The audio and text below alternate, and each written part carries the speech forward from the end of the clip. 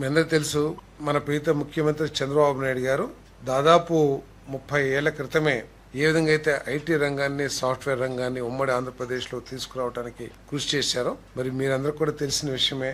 ముఖ్యమంత్రి గారు సాక్షాత్తు అమెరికాలో సిలికాన్ వ్యాలీ అన్ని సాఫ్ట్వేర్ కంపెనీలకు వెళ్లి మన రాష్ట్రంలోకి సాఫ్ట్వేర్ రంగాన్ని తీసుకురావడానికి ఏ విధంగా ప్రయత్నం చేశారో, ఇప్పుడు మళ్లీ అటువంటి ప్రయత్నాన్ని క్వాంటమ్ వ్యాలీ స్థాపించడం ద్వారా, క్వాంటమ్ కంప్యూటింగ్ ని ఇక్కడ డెవలప్ చేయడం ద్వారా ఈ రాష్ట్రాన్ని మళ్లీ క్వాంటమ్ రంగంలో నెంబర్ 1 గా తీసుకురావాలని చెప్పేసి ముఖ్యమంత్రి గారు ప్రయత్నం చేస్తా ఉన్నారు. ఈ క్వాంటమ్ వ్యాలీ ఏదైతే ఉందో ఈ రంగాన్ని స్థాపించడం కోసం దేశంలో ఇతర ముఖ్యమంత్రులందరూ కూడా కృషి చేసినా కూడా అంతర్జాతీయ సంస్థలు IBM కానివ్వండి, టాటా కానివ్వండి, వీళ్ళంతా మన చంద్రబాబు నాయుడు గారు, ముఖ్యమంత్రి చంద్రబాబు నాయుడు గారి నాయకత్వంలో, ఐటీ మినిస్టర్ లోకేష్ గారు నాయకత్వంలో పనిచేయడానికి ఉత్సాహం చూపించడం మూలంగా ప్రధానమంత్రి గారు ఇక్కడనే క్వాంటమ్ వ్యాలీని ప్రోత్సహించమని చెప్పేసి మరి కేంద్ర ప్రభుత్వ ఉన్నతాధికారులకు సూచన చేయటం, తద్వారా ఇక్కడ కార్యక్రమం చేయడం జరుగుతుందని చెప్పేసి నేను మనవి చేస్తాను.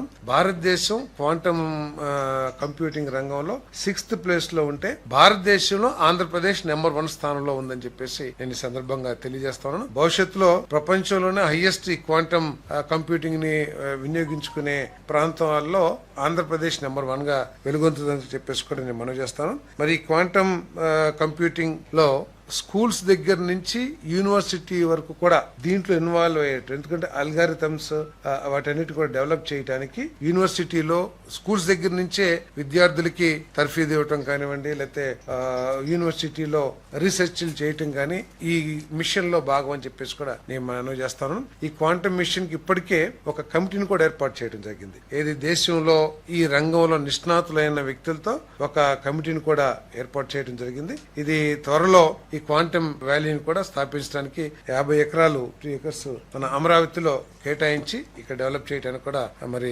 చర్యలు తీసుకుంటున్నాం అని చెప్పేసి మనం చేస్తాను. భవిష్యత్తులో 5 నుంచి 10 సంవత్సరాల లోపు ఆంధ్రప్రదేశ్ ఈ రంగంలో నెంబర్ 1 స్థాయికి వెళ్లి ఈ రాష్ట్రంలోని లక్షలాది మంది, వేలాది మంది యువకులకి ఏ విధంగా అయితే సాఫ్ట్వేర్ రంగంలో మన తెలుగు వారు ఉన్నత స్థానంలో ఉన్నారో ఈ రంగంలో కూడా ఉన్నత స్థానాలకు వెళ్లి ఈ రాష్ట్ర ప్రగతికి ఉపయోగపడుతుందని చెప్పేసి కూడా ఈ సందర్భంగా తెలియజేస్తాను నేను.